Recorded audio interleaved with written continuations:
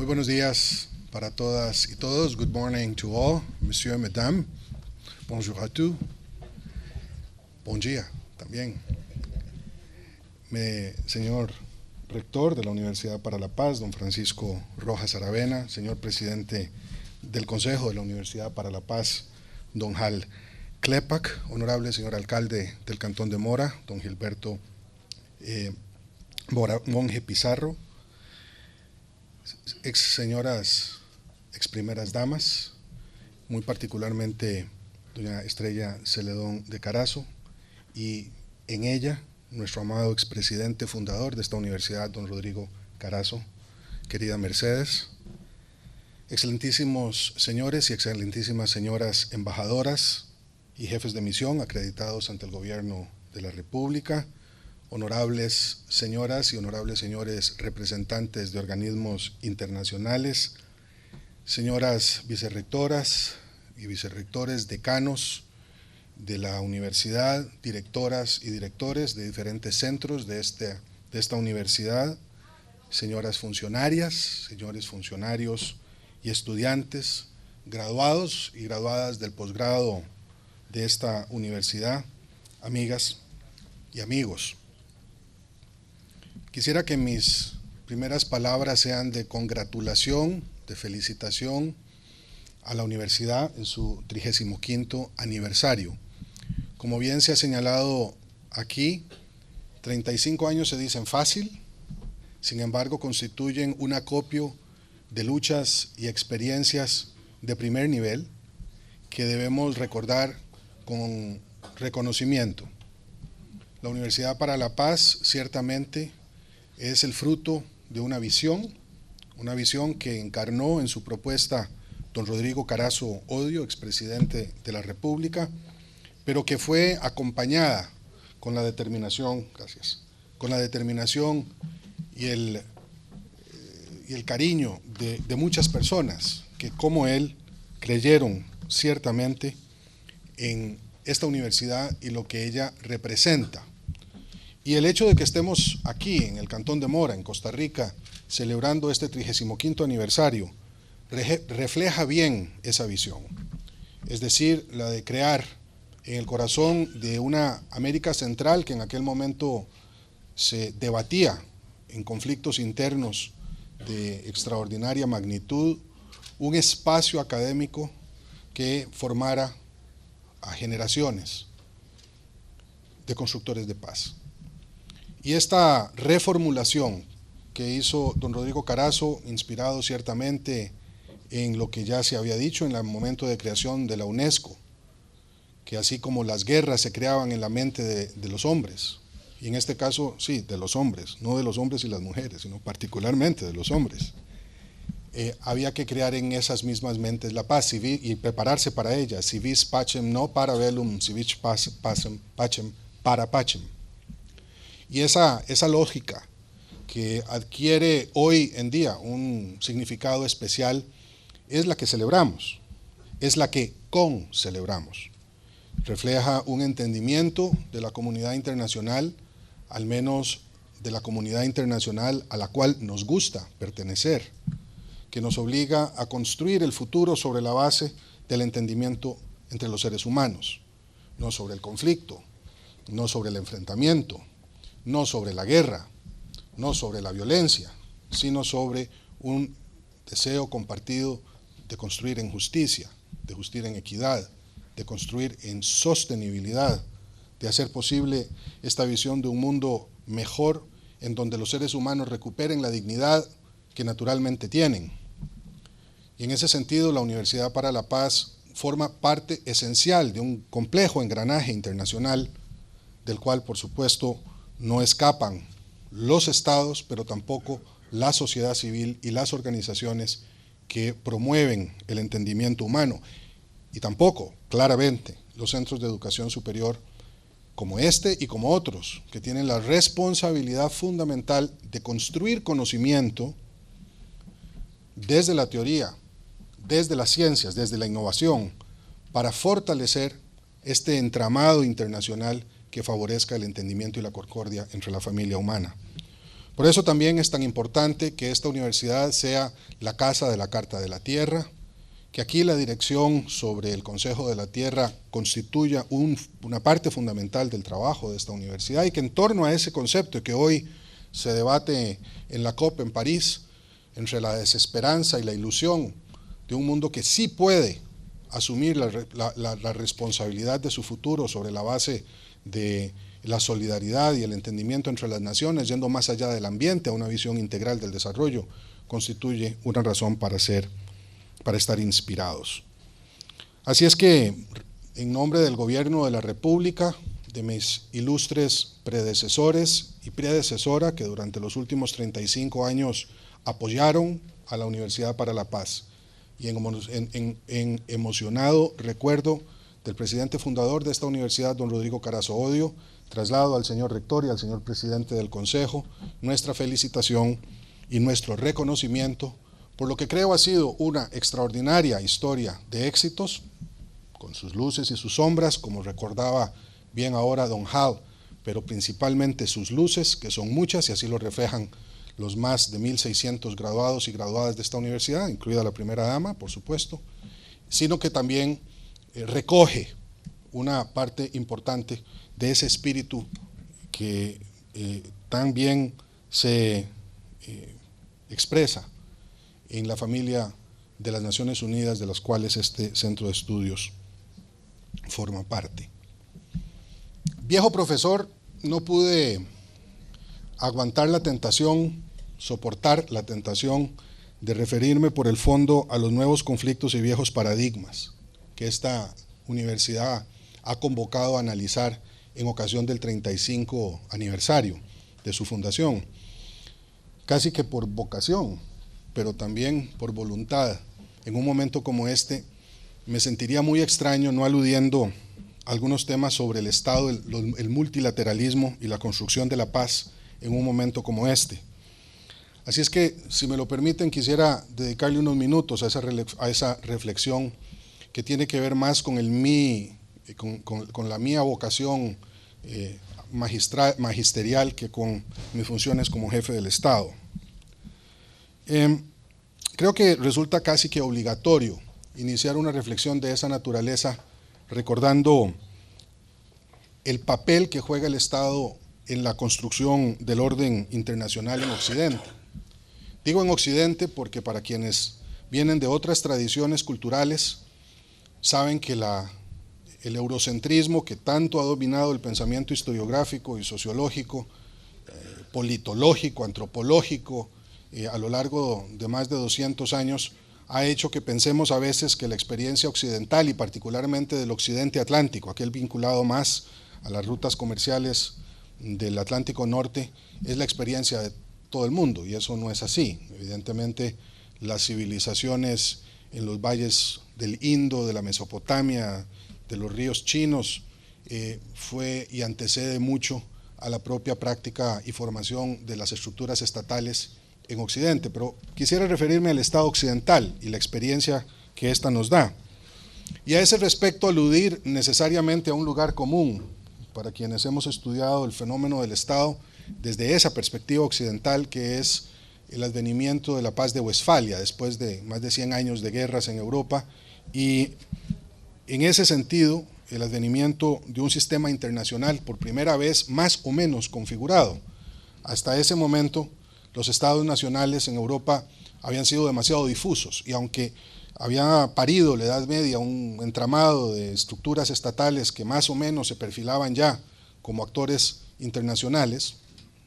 problemas con fronteras, un marco muy complejo de relaciones todavía muy bien articuladas, lo cierto es que ya existe en ese entendimiento que pone fin a los conflictos una suerte de sombra de sistema internacional que a partir de entonces adquiere mucha importancia. Pero quizá lo más importante de la paz de Westfalia y del proceso de construcción paulatina de un sistema internacional articulado es la centralidad que las naciones-estado tienen en ese sistema. Es decir, las naciones-estados como elementos articuladores del sistema internacional. Y allí necesariamente tenemos que retrotraernos a por lo menos 100 años, a la discusión que se recoge eventualmente en el Leviatán de Hobbes. Y en esa lógica, la constitución de ese orden internacional contemporáneo. Es decir, el papel que el Estado juega como Leviatán, y sigue jugándolo incluso en tiempos de democracia, porque en democracia el Leviatán no ha dejado de serlo, solo que es un Leviatán democrático, pero es Leviatán al fin. Es decir, una estructura que es capaz de sobreponerse sobre los intereses y los poderes más fragmentados y articularlos en una sola lógica con pensamiento nacional. Y ese concepto, desde mediados del siglo XV hasta mediados del siglo XVIII, a propósito de historiadores a los cuales no hay que invocar en una mesa como esta, porque el riesgo es que terminemos haciendo lo que estoy haciendo yo, es que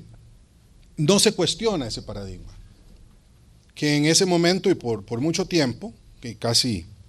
300 años, se asocia además a la noción de las monarquías absolutas.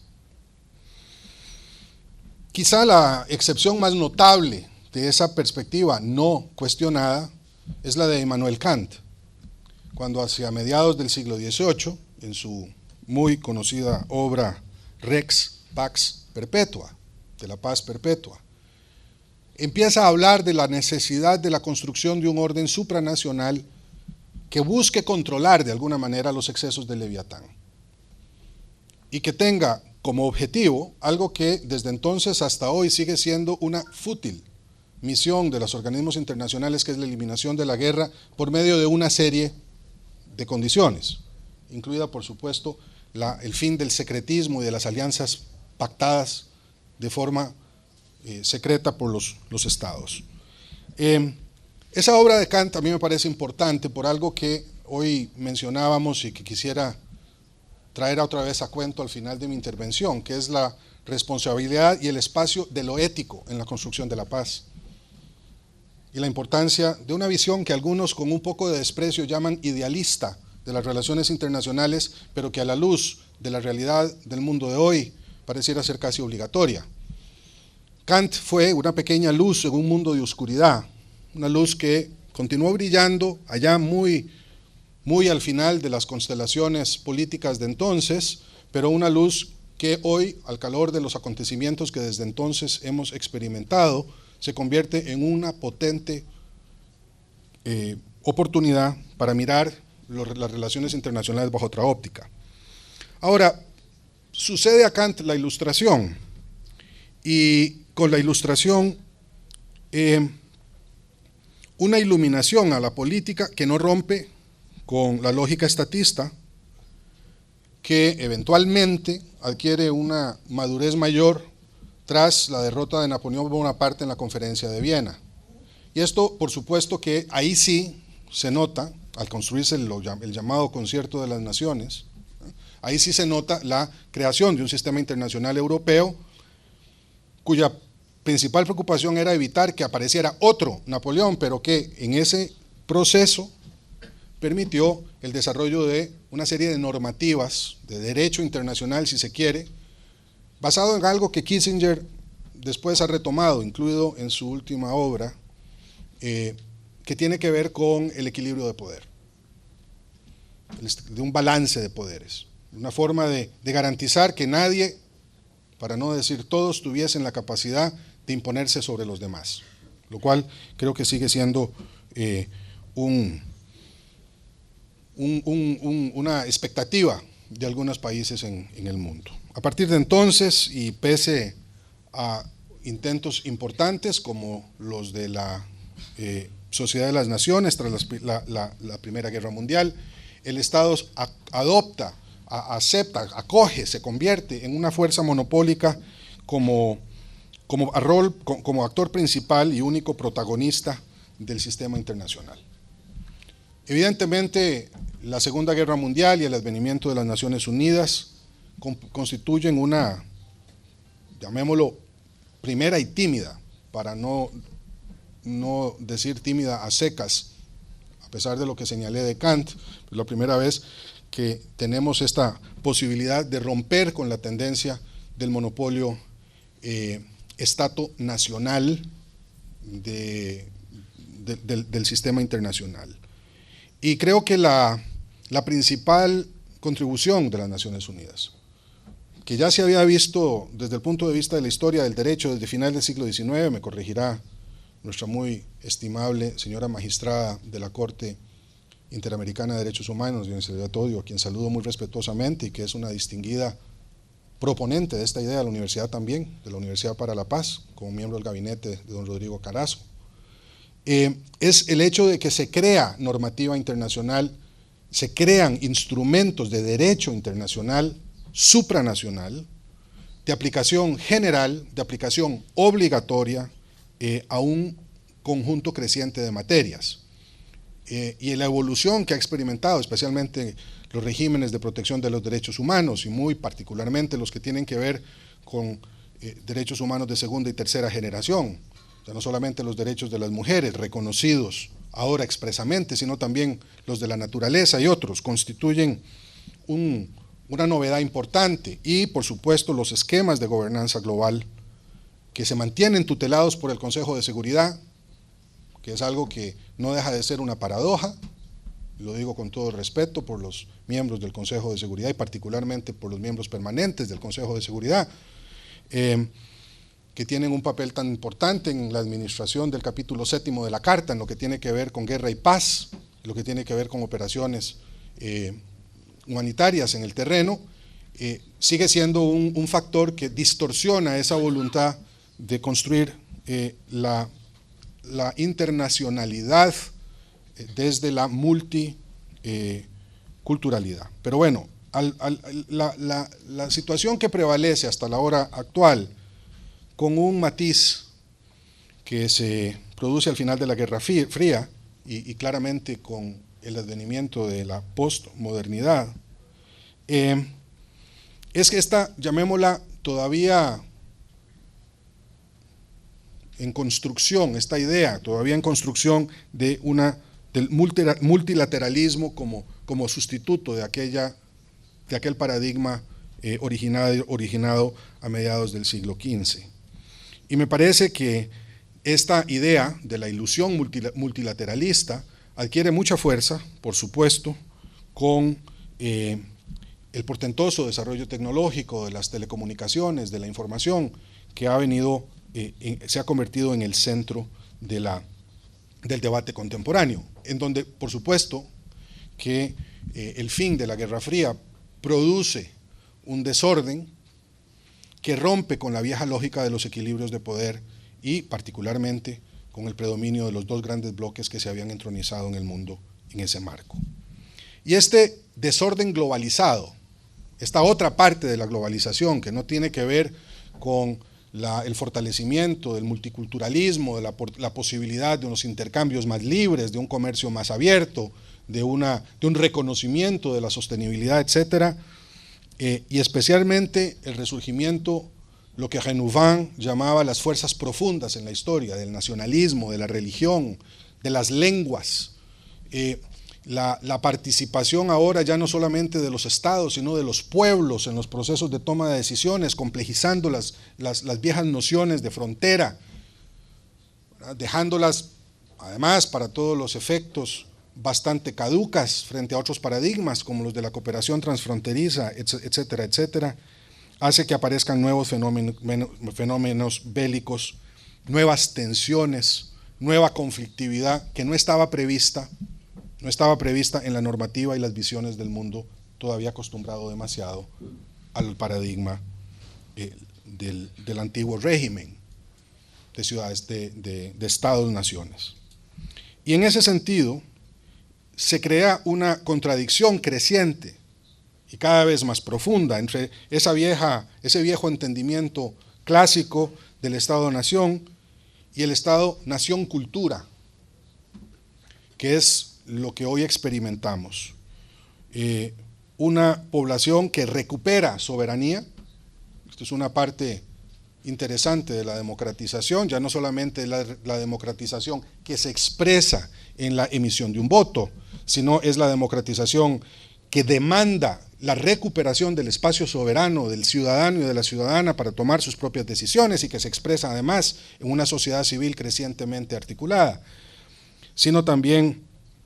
una población que se autoidentifica con una lengua propia, con tradiciones culturales y una historia propia, y que puede o no tener gobierno propio. Y esto, por supuesto, que conduce a una situación que es la que experimentamos hoy, de expresiones políticas no estatales y, en el caso de la guerra, de entidades armadas no estatales también. Y quizá la expresión más brutal de ese fenómeno es el terrorismo. Y claramente en nuestros días el Estado Islámico, como se le denomina, que yo creo que hace poco favor al islamismo al llamarse así, autodenominarse de esa manera, expresa ese fenómeno. Es un fenómeno que por supuesto está matizado del debate sobre el imperialismo y el colonialismo del siglo XIX y principios del XX, pero que tiene una lógica que se refiere más a este otro fenómeno, un fenómeno mucho más profundo en la historia de Occidente y que tiene que ver con ese orden estatal internacional constituido entonces por esas unidades que se han quedado cortas frente a los nuevos fenómenos sociológicos internacionales. Y allí, por supuesto, ya se señalaba hoy en el desayuno que sostuvimos antes de este encuentro, los estados contemporáneos de Occidente particularmente, pero también los estados en África, algunos estados en Asia, claramente en el Asia Central, experimentamos un dilema entre seguridad y libertad, que es un dilema que no se puede cortar claramente separando una noción de la otra, porque sí,